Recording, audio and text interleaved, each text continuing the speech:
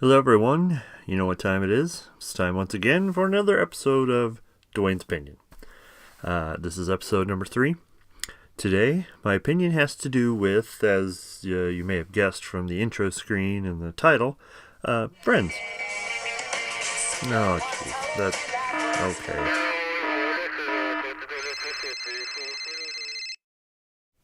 Yeah, hello? Yeah, I know. Yeah, I'm gonna get to that later. Okay, yeah, sorry about that. Okay. For those of you who know me, you know how I overthink things. This topic is no different. There are several questions at work here. How I think about my friends, what makes a friend, how many friends do I have, why do friends come and go? By the time I'm done with this video, you might have a better understanding of the friends in your life, or a better understanding about how weird I am. Let's get started. How many times have you heard, "Oh, yeah, I know who you're talking about. He's a friend of mine." Or, "I've got this friend I knew in grade school." Or, "I've got 521 friends on Facebook." Which means they just clicked on the accept button, or whatever that button is. We use the word friend to mean a lot of things. Usually, it is a person that you enjoy spending time with, or is a shoulder to cry on. Not me, of course. I don't cry. If you're talking about Facebook, then you are talking about a person that has clicked the accept button. Or is it confirm? I forget. You might not ever see this person face to face, or even talk to them on the phone. But who does that anymore? Am I right? Personally, I don't put Facebook friends in the same category of, and I'm using air quotes here, friend. The person that agrees to get out of bed in the middle of the night and pick you up at the airport deserves a whole lot more recognition than the person that clicked confirm on his or her Facebook page. To help illustrate my opinion, let's see, graphic guys, could you add a graphic of the universe? No, just the solar system. Yeah, let's do that.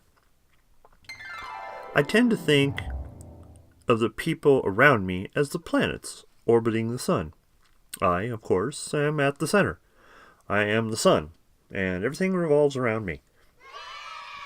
Some people are in the Mercury orbit, and some are like the planet formerly known as Pluto, and there are several orbits in between that the people get categorized into.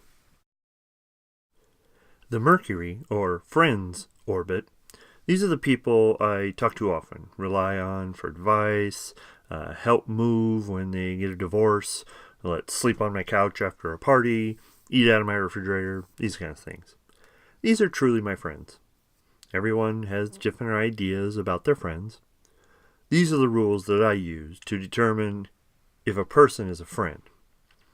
I don't actually go through these rules in my head, but there is a corner of my brain where these rules live, and there is a dude in there that makes sure these rules are enforced, or at least kept track of. Where do these rules come from, you might ask? Well, I think they come from your upbringing, your life experiences. If you were raised by drug-dealing parents in a bad area of town, you might have a different set of rules than me. I was raised in a small, rural town in the middle of Nebraska in the 60s, so my rules are a bit different than most Californians. The Venus, or acquaintances orbit. This group might have been friends with you in the past, but you haven't seen them in a while, or they moved away, or maybe you just met them and you don't know them well enough to be friends.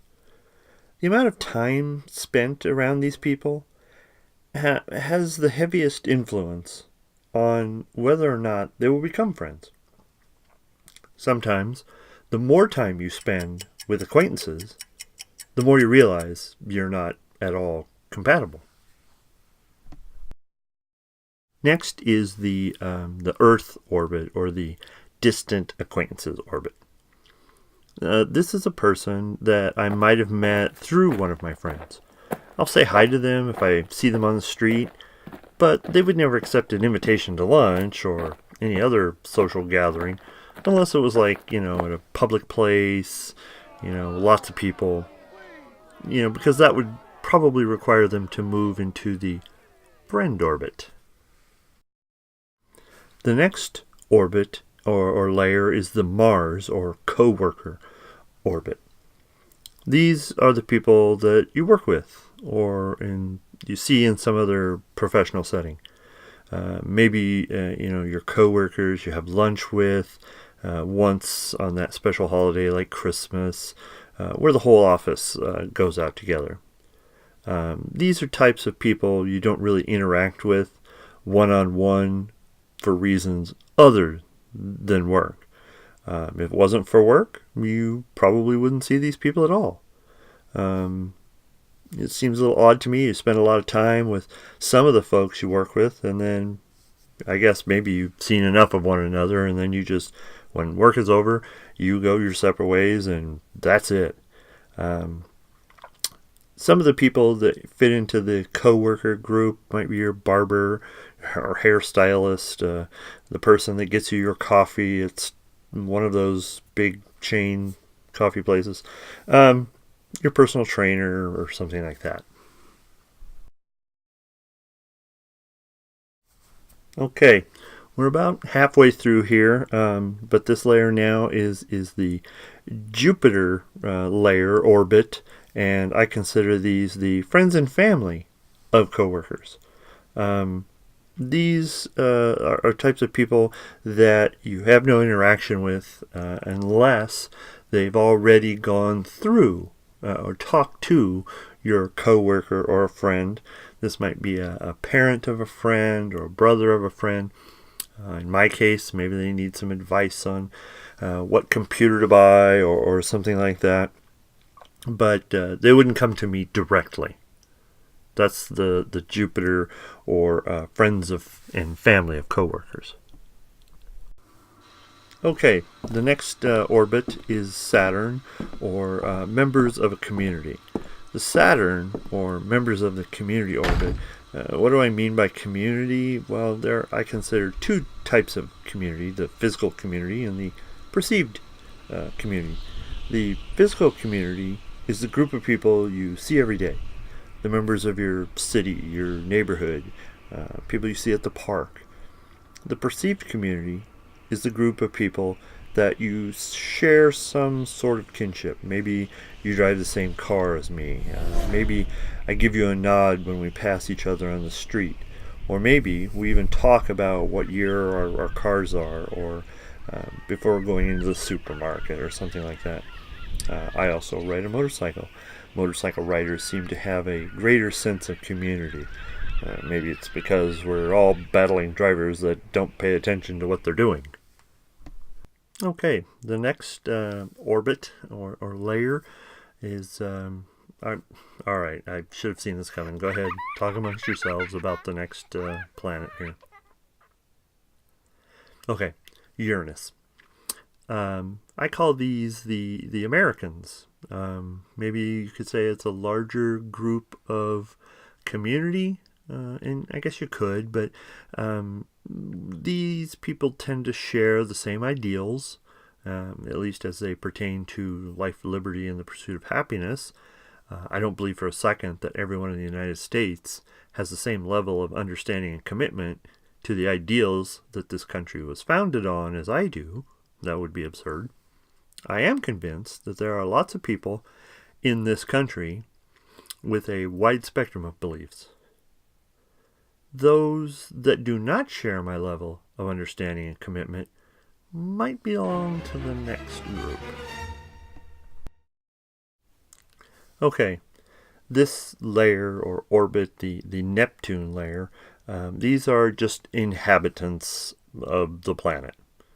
We're members of this planet, not really sure if you and I are like-minded, but in the event of an apocalyptic alien invasion, we're on the same team.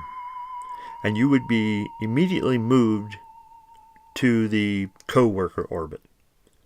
After we destroy the invaders or submit to our new alien overlords, we would probably revert back to this orbit. Okay, graphics guys, could you add one more? I know Pluto doesn't belong in, but just add it for me. Thanks. Okay, this is the Plutonian or the jerk orbit, for lack of a more descriptive word. You and I are on the same planet, and we are members of the same species, but this is where the similarities stop. In fact, I might give more respect to other species on this planet than you. We are most likely at opposite ends of the spectrum when it comes to our humanity, world peace, desires to be good humans. We are not at all alike. If you were in a previous orbit, like the friend orbit, but you did something that qualifies you for a one-way ticket to the jerk orbit, I will help you pack your bag and take you to the spaceport. I have identified 3 main things that contribute to getting people moved from a close orbit to maybe a more distant orbit. One of the most common things is alcohol. Along with it comes poor judgment. These 2 things in combination can be catastrophic. The third one, getting naked with a person that you think you're really good friends with, and maybe that other person didn't think you were so good friends, can really backfire. Interestingly enough, the 3 things that got you moved to a distant orbit can get you moved from a distant orbit to a closer orbit. Same 3 things: alcohol, poor judgment, and getting naked. Okay, so that describes, the most of the different categories of people. But you may be asking yourself, hey, where's family fit into this whole thing? Well, I'm glad you asked. My family fit into the very center of the plan, inside the sun.